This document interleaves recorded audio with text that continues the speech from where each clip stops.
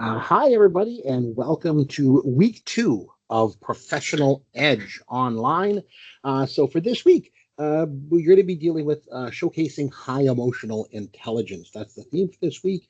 So, in order to be successful for this week, you'd have to do a couple of things. You're going to need to, number one, read module two of the textbook. Okay, that's chapter two, what they call the modules of the textbook. Read chapter two, module two. That's what you want to read. So, make sure you read that. Then the next thing you're going to need to do is go through the course content section of Blackboard under week two and click on the week two content and start to go through everything. Start to read the introduction that I put there, the learning outcomes for the week, some of the things. I'm going to walk you through it in just a minute. And then the third thing you need to do is we have a weekly assignment this week. Our first assignment is this week, and it is in the week two folder as well. Okay, so let's just get started. If we take a look at our week two content, like I said, there's an introduction. I'm going to talk a little bit about emotional intelligence and how important that is as a soft skill as you go into your career and if you to get the professional edge. I've gone through the learning objectives for this week, including how you should be able to define emotional intelligence by the time you're done. You'll be able to identify the ways in which emotional intelligence helps people grow through failure, ways people can grow in emotional intelligence, identifying some hard skills and soft skills for yourself, and also identify how failure can actually be beneficial to your career path as you get started. So, like I said, get started by reading chapter two or module two, as it's called in the textbook. And then I start off by putting a picture of Colin Kaepernick up and a little description of him. And I want you just to reflect on that a little bit and think about kind of how you stand with this whole situation, and I put down a couple of points for you to consider in that. And then I've given you an emotional intelligence self-assessment. There's a link there for you to go and take it, and it's going to ask you a whole bunch of statements and put you through a little bit of a self-assessment test to just take a look at your emotional intelligence and see where things are at. Then I've also put down some links that are going to walk you through things like the growth mindset versus a fixed mindset and understanding the difference between the two, and and how important that is. I've got a video for you to watch on hard skills versus soft skills as well. Take a minute, watch the video, a couple minutes actually, and then really think hard about what are some examples of hard skills that you have, and then think about what some examples of soft skills that you have. And then I really want you to think, okay, well, between those two, what do you think are more important? Do you think hard skills are more important or soft skills are more important as you start your career and as you kind of go out into the workplace? I really want you to reflect on this. I want you to think about it because I am going to have you incorporate that into your weekly assignment at the end.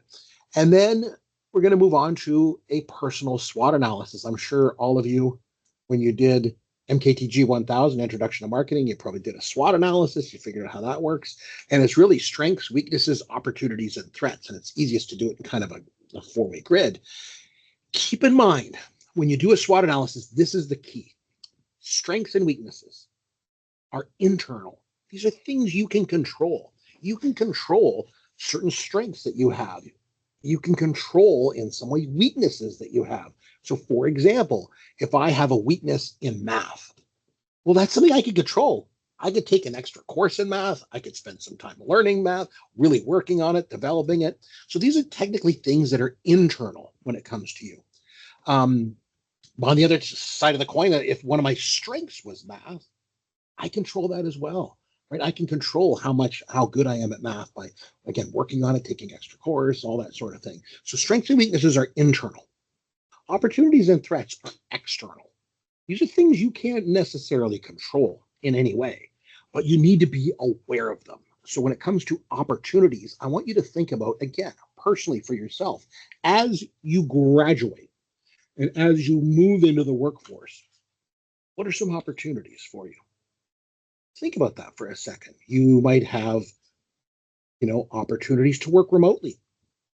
10 years ago, that was not an option. I didn't have an option if I wanted to work remotely. I went to work. Now, more than ever, the world has changed a lot. And one of the opportunities you have that I didn't have at the time was the opportunity to get a job almost anywhere. If it's remote, I could get a job somewhere in another country.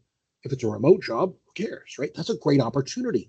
Another opportunity I would think off the top of my head as a student who's getting done their 2-year diploma. More education is an opportunity. Maybe you want to go on and get a postgraduate certificate, or you want to go and get your degree at university. All great opportunities. Think about those. And then finally, threats. When you graduate and you go into the workforce, think long and hard about what you think would be a threat.